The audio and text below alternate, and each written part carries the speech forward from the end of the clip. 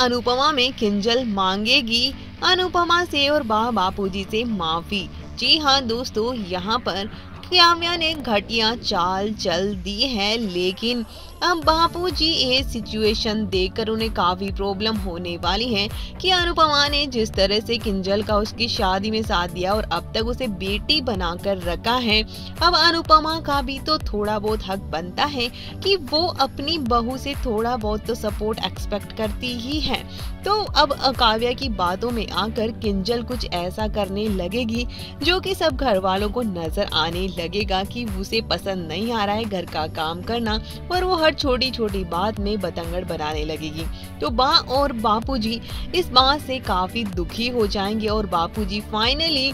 किंजल को बात करेंगे और कहेंगे कि अनुपमा की तबीयत पहले ही बहुत खराब हो चुकी थी और अभी अभी उसकी सर्जरी हुई है, उसे रेस्ट की जरूरत है, फिर भी वो तुम लोगों के लिए भाग रही है और वो चाहती तो ये घर छोड़कर जा सकती थी, लेकिन मेरे कहने पर वो इस घर में है। अगर तुम्हें किसी को भी प्रॉब्लम है तो एक मेड रखी जा सकती है, लेकिन अनुपमा के साथ में इस तरह की बदतमीजी बिल्कुल बर्दाश्त नहीं की जाएगी। और यहाँ पर बापूजी ये भी कह देते हैं कि काव्या के और किसी और की बातों में आकर किंजल तुम्हें ये सब कुछ नहीं करना चाहिए। और फाइनली किंजल को अपनी गलती का एहसास होगा और अनुपमा भी अब किंजल से कुछ नहीं कहेगी और अनुपमा की चुप्पी अब किंजल को बहुत ही बुरी लगने वाली है कि उसने अनुपमा को हर्ट कर दिया है। और इस बात पर अनुपमा से किंजल माफी मांगेगी और बापूजी के समझाने पर किंजल को समझ भी आ जाएगा